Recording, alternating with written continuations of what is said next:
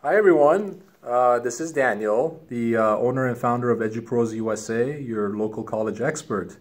I'm here today because I want to remind you of my talk this Sunday, which is going to be at the Western Diocese on Glen Oaks, and the information has been published and shared on Facebook. I just wanted to remind you to all come.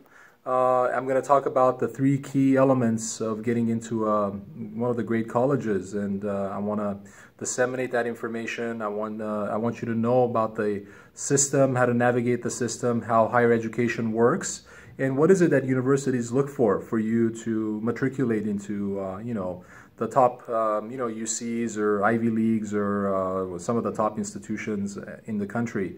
Well, as you can see, there is a person next to me. How's it going? Good, good. Stepan is a friend of mine. We actually met in Armenia, and through a mutual friend, Arshak. So shout out to you if you're listening. And Stepan is part of the Nerouge committee, right? Yes. The organizing committee at Nerouge. And they are the ones that are, have invited me. We're working together because we have a common goal and a common mission. But I do want to introduce Nerouge to the community. I want you to know what type of an organization it is and what their, purpose is, because I think it can serve our community. So, Stepan Jan, thank you for joining me for a few minutes, and thank you for the invitation. And thank you for this invitation, and thank you for agreeing to share your knowledge and expertise on college applications and generally academic pursuit of excellence. Of course. This Sunday. I'm happy to do that, and I think something that we share together is the love of cultivating our mind and absolutely.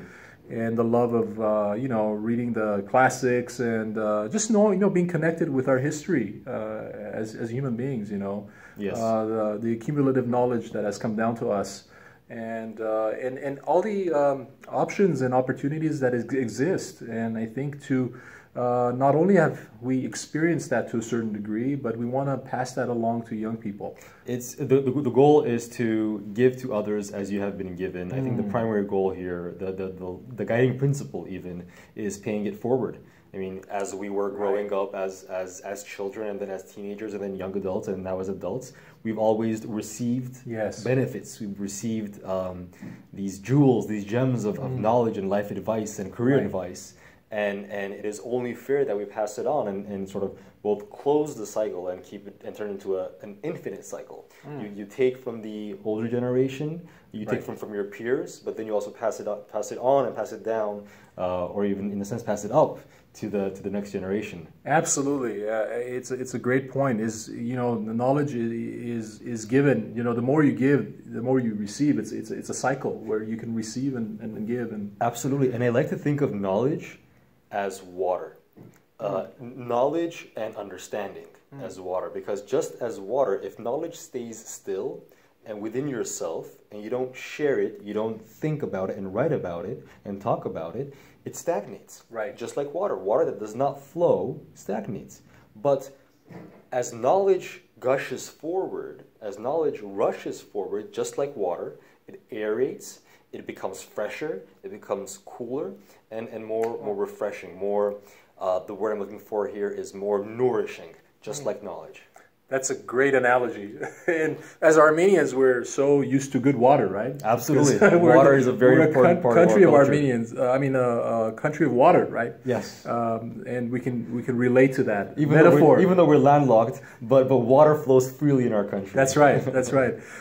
Stepan, can you talk about Nerouge a little bit to my audience? I think some of my audience can benefit from the services that are provided at Nerouge and the connections that can be made in the organization. Can you introduce it a little bit and talk Absolutely, about it? And thank you for this chance to talk about Nerouge as well. I want to start off by the name, Nerouge, which in Armenian means Nerouge, Nerkin Uj, inner or internal force, or literally or translated to English, potential. So the whole goal of Nerouge is to identify potential, to nourish potential, and to free potential. The word I'm looking for here is to emancipate potential. That's the word. So to nourish and to emancipate potential. It's a program of the Western Diocese of the Armenian Apostolic Church under the auspices of Archbishop Hovnan Derderyan.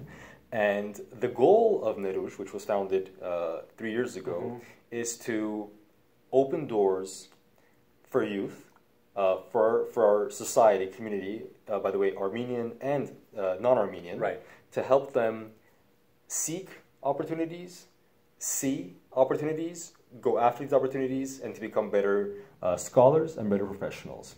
This is done through networking opportunities. This is done through mentorships, in line with the beliefs that we just spoke about, right, and through seminars and workshops, very much like the one that you'll be holding on Sunday, which allows the community to have access to these pockets of knowledge and expertise, yes, to boost their career. So it's a space that has been created for there to be exchange of ideas and expertise and mentorship, and you connect professionals with younger people who want to see what is there out there for them, what opportunities exist for them. Absolutely, absolutely, and on two fronts, both academic opportunities for your career as a scholar, as a learned person, but also professional opportunities in order to boost your career.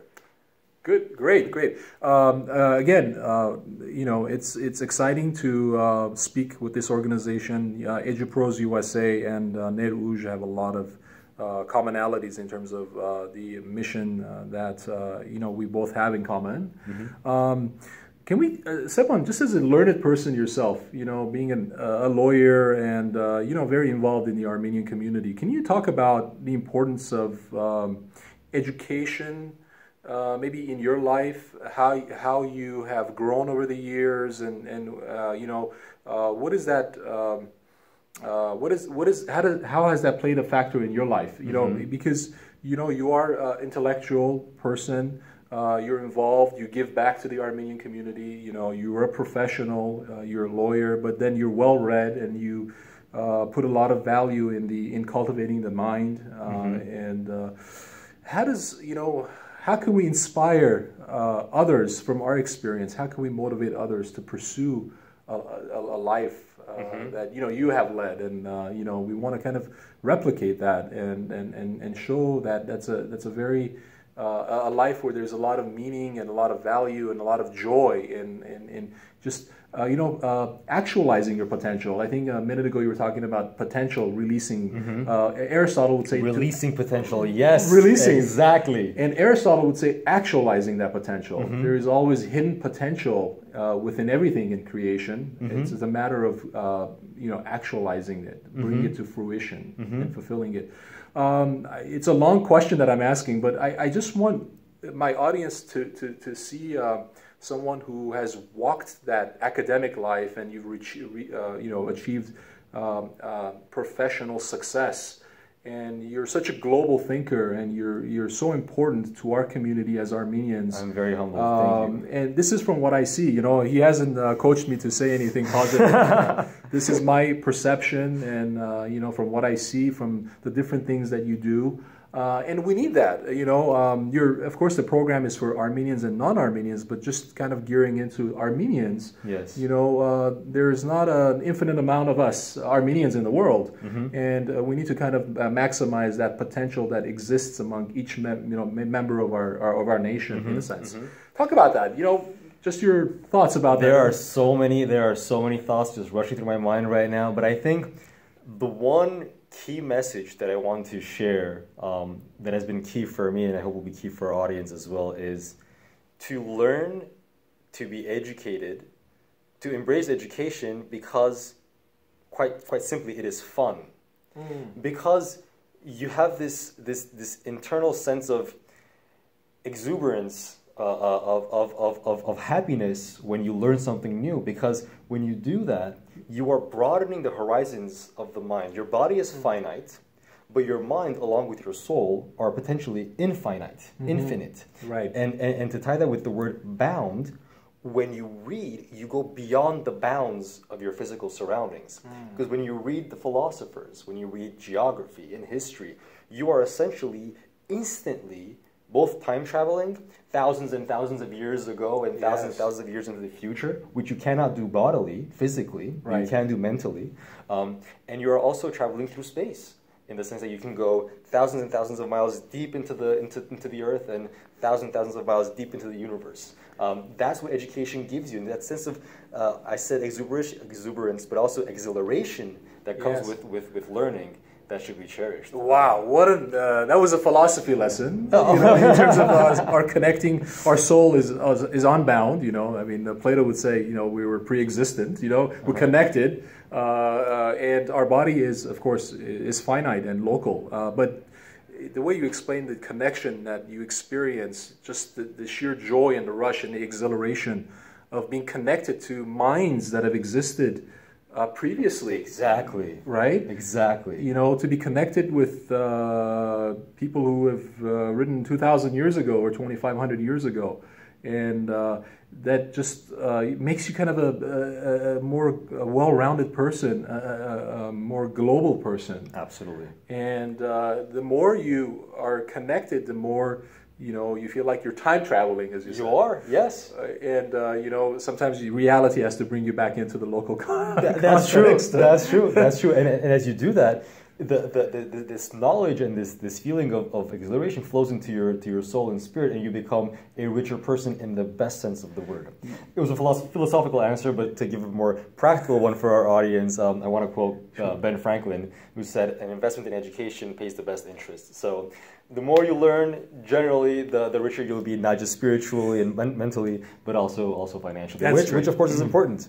It's important, and I think we can go beyond the direct or the classical definition of education and give it a more expansive approach, in that education means not only reading books or being a good professional, but also the school of life, of being an educated person, as in being knowledgeable of how life works, how to interact with people, having the social skills, the soft skills, which is equally important as having the intellectual prowess and capacity. Sure. So just the value of being a well-rounded human being. Absolutely. And part of that is cultivating your mind, cultivating your skills, cultivating your the soft skills, as you said. Soft skills, empathy, communication, interpersonal skills.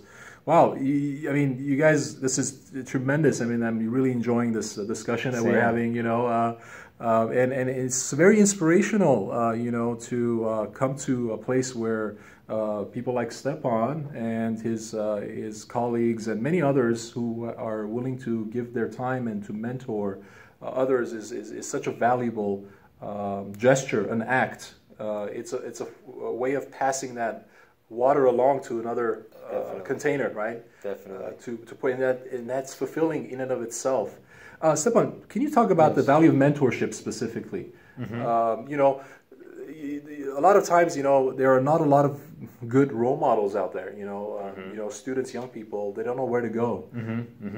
To get someone who is, can give them advice that can help them come out of their shell or reach another level of understanding about their life and their future. So talk about mentorship. Mentorship is I think all the great minds and all the great persons in our history have had mentors. People who achieve or at least strive to success have mentors, and it's a fact of life.